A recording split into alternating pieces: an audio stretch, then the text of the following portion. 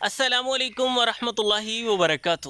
وقت کے ساتھ ساتھ ہم جن سادہ غذاؤں سے دور ہوتے جا رہے ہیں ان کا کوئی نعم البدل نہیں۔ یقین جانیے ہمارے آباء و اجداد کی سادہ غذائیں اپنے اندر اتنی غذائیت اور افادیت رکھتی ہیں کہ ان کا مطالعہ کر کے ہم حیران رہ جاتے ہیں۔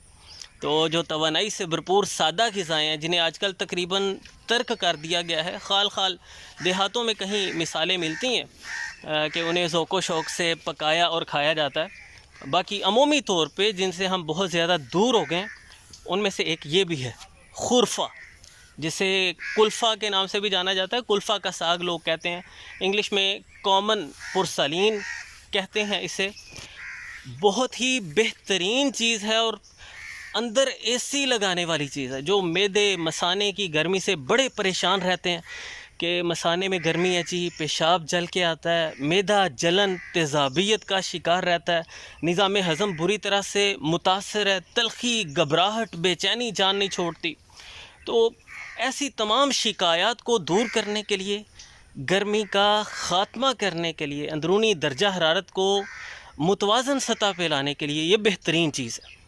خورفہ کا مزاج سرد تر ہوتا ہے، یہ گرمی کا بہترین توڑ ہے اور خاص طور پہ مثانے کی گرمی کو بڑی جلدی ختم کر دیتا ہے۔ غذائی اجزاء سے بھرپور ہے، اس میں ضروری معدنیات، کیلشیم، میگنیشیم، آئرن بھرپور ہوتا ہے، ہڈیوں کی صحت کے لیے بہت مفید ثابت ہوتا ہے۔ وٹامن اے ہے اس میں، بیٹا کیروٹین ہے تو بینائی کو بہتر بناتا ہے، آنکھوں کے مسائل سے تحفظ فراہم کرتا ہے۔ اس میں وٹامن سی ہے، قوت مدافعت کو بہت مضبوط بناتا ہے، اور آپ حیران ہوں گے جسے آپ ایک شاید ناکارہ سی چیز سمجھ کے سائڈ پہ کر دیں، یہ خورفہ اومیگا 3 فیٹی ایسڈ سے بھرپور ہے جو دل کی صحت کے لیے بہت ضروری ہے، دل کو قوت فراہم کرتا ہے، دل کے مسائل سے ہمیں تحفظ فراہم کرتا ہے۔ عمدہ فائبر ہے اس میں، نظام ہضم کی اصلاح کرتا ہے، لیکن بہت زیادہ استعمال کرنے سے قبض بھی کر سکتا ہے۔ سرد تر مزاج ہے نا اس کا، تو زیادہ نہیں، گاہے بگاہے خورفے کا اگر آپ استعمال کرتے ہیں، یہ بدن کی ڈیٹاکسیفیکیشن کرے گا، زہریلے سمی مادوں کو بدن سے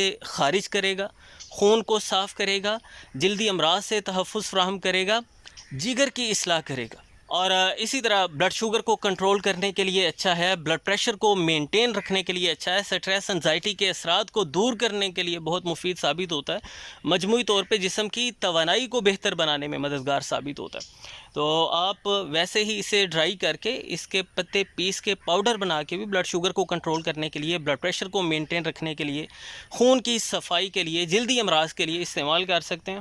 اور بطور ساگ اسے آپ تاندلہ اور چولائی کا بھائی کہہ سکتے ہیں۔ تاندلہ چولائی پہ ہم ویڈیوز بنا چکے ہیں کہ یہ کتنی بہترین غذائیں ہیں، تو عموماً تاندلہ اور چولائی کے ساتھ ملا کے خورفہ کا ساگ پکایا جاتا ہے اور بہت لذیذ بنتا ہے، جسے کوئی بھی کھانے سے انکار نہیں کرے گا انشاءاللہ۔ موسم برسات میں یہ خودرو طور پہ ندی نالوں وغیرہ کے، کھالوں وغیرہ کے کناروں کے آس پاس یا کسی فصل وغیرہ میں پیدا ہو سکتا ہے، تو دیہاتوں میں رہنے والوں نے یقیناً کھایا ہوگا، اگر نہیں کھایا تو امید ہے آپ ٹرائی کریں گے۔ جس نے بھی کھایا ہے تو وہ کمنٹ سیکشن میں ضرور بتائیں، اور اپنا مخصوص طریقہ کار بھی بتائیں کہ آپ کس طرح سے خورفے کا ساگ پکاتے ہیں۔